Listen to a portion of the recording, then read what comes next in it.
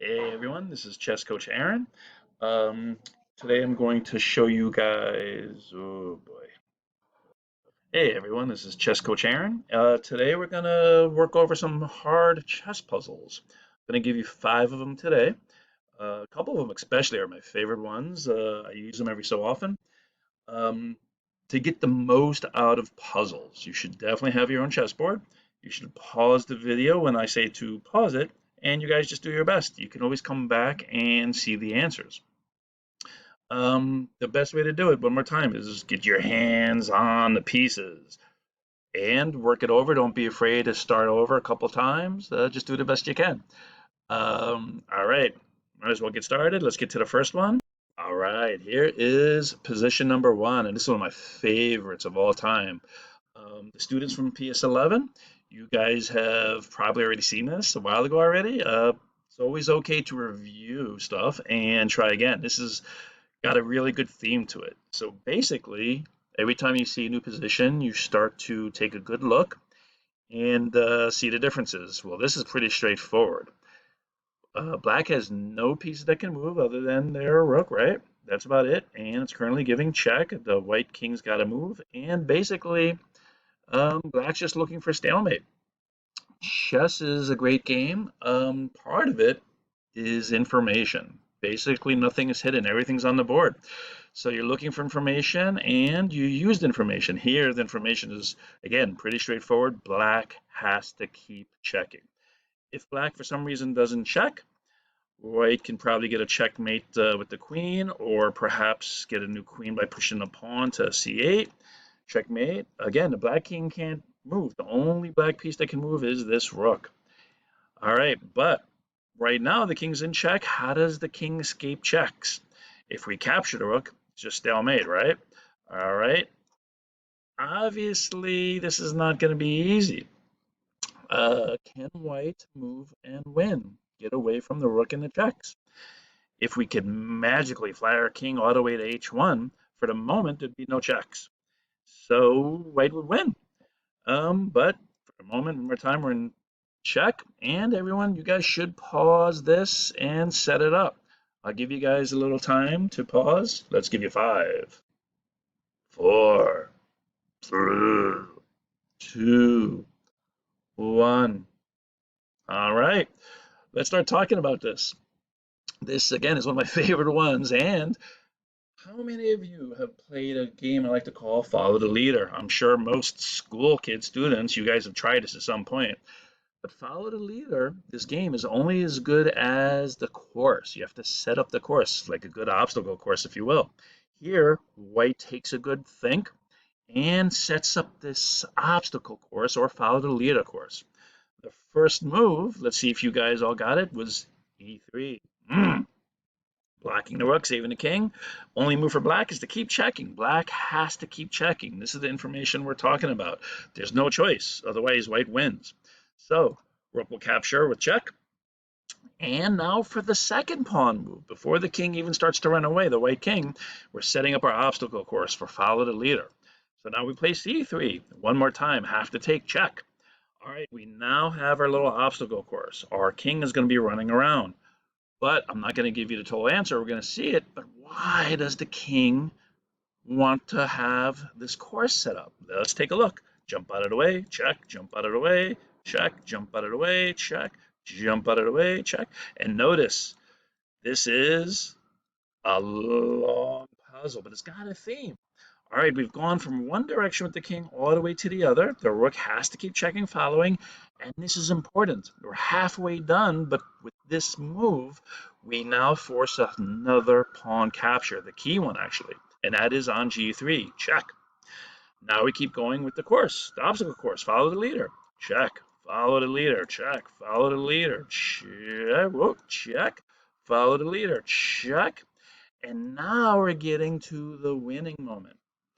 If you'll notice from the very beginning, this queen was kind of trapped. But now with one more check, after we've had the rook follow us, this queen is free to fly across the third rank, capture back with check and checkmate. So I really love this puzzle. It's one of my favorite ones. It just kind of Yes, it's a lot of moves, but it's very simplistic in its idea. And once you understand it, it's pretty straightforward. But I love this one. How many of you actually got this one? All right, good job for those who did, and good job for those who just worked on it. This is how you get better at chess. Love it. All right, let's get to number two. All right, we got position number two set up. We always look at what the differences are. And here, the major difference is basically bishops of opposite color. It is black to move and try to win. And yes, black does have an extra pawn, but does that really matter right now? We're trying to win. And there's a lot of stuff going on. Looks like we have a pin and attacks and back rank issues for both sides. All right, we're going to pause it. And you guys are going to set it up. 5, 4, 3, 2, 1. All right, let's see what you guys have come up with. Well, when you're trying to win, you look for the forcing moves first, right? So we're looking at rook takes on e1 with check. That is the most forcing move. We could take the rook on a1. We could do queen trades. We could try to pile on the pin maybe with another rook, but black's got to be careful. Black has his own back rank issues.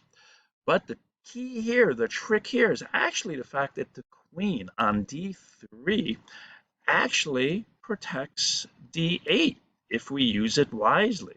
So because of this, black can get check, forcing move. Only move is the rook to capture back, right?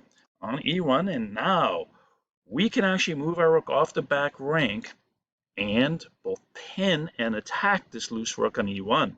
We're threatening mate. Rook takes e1, checkmate. This rook can't leave because it's pinned. So if rook captures on b1, queen is protecting, and we'll have a back rank checkmate shortly. And if this queen tries to do any desperate measures, such as there's only one check allowed here by white, we actually have that square covered. So really, the only move to save off checkmate would be queen here, capture, and you're up a queen for a rook. Make a little luft somewhere, perhaps, and it'll take a little more work, but black's got a pretty easy win here. All right, good job for those who got that right. Good job for those who worked on it, of course. That's how you get better at chess. And let's go on to puzzle number 3. All right, we got position 3 set up. It is black to move and win. And again, whenever we see a new position, we take a look at the differences. Here, let's see, equal number of pawns for each side, same exact piece configuration actually. Each side has a knight and 2 rooks and a queen, lots of heavy pieces, but black dominates that center. That being said, if black doesn't use this advantage soon, it's just going to peter out, right? I mean, black has the worst pawn structure, and that means the longer the game goes, white has a slight advantage because of that. Those doubled F pawns are very not fun to work with. So here, if it was white's turn, let's just flip the board real quick. Well, white would just capture that rook for sure, and if the rook runs away, we could get rid of queens, not so much pressure, maybe even fight back at a certain spot. So we got pressure on f6 with a check later, perhaps. We can start trading pieces. White might be doing fine, actually, as long as black has no winning moves. But it is black to play for you guys to try to win here. And remember, we try to do stuff by force, of course, but that's not always possible. See the best you can do, and let's pause it. 4, 2. All right, let's see what you guys came up with. And this is actually one of my favorite types of mates. There are 4 or 5 types of mates that have been given names, such famous types of checkmates. And Anastasia's mate, this is one of them. And Anastasia is where you use a knight and you kind of trap the rook along the edge of a board and you use a heavy piece to deliver checkmate. But it's the knight that keeps it trapped. So in this case, we have the old check. There's only one move. King can't go to h2, goes to h1. And now we got to find the next move. The first one, check, pretty straightforward. But is there a winning check or forcing move? Well, actually, there is a forcing move. It's a capture. Queen will take the knight on g4. So you basically are winning a knight right away. If black responds with capturing the queen, well, now we have Anastasia's mate to quickly finish and win the game. We got check. Notice this knight covers g3 and g1. King is trapped along the edge, so got a capture. And the final check, same exact situation. Rook is giving check. And now the king cannot escape. The knight has it trapped. And checkmate. Anastasia's checkmate. Love it. Good one. I hope you guys found that one. And let's get to number 4. All right, we got position 4 all set up. And this is actually a famous ending to a game played by Blackburn. He was a great chess player in the 1800s. A lot of people were afraid to play him. He was very feared. He was kind of like the Mikhail Tal of his generation, if you will. He really could attack. He's playing black, and it's black here to win. And again, whenever we see a new position, we take a quick look and we see the differences. Well, black is up a pawn, but I don't think that really matters here. But when we look at the situation, black has a couple pieces not developed, but many times you can use a piece that's not developed and it's part of the game. And you can see some black pieces are swarming near the white king, but white really controls that back rank. And white really controls this diagonal, which would seem open, right?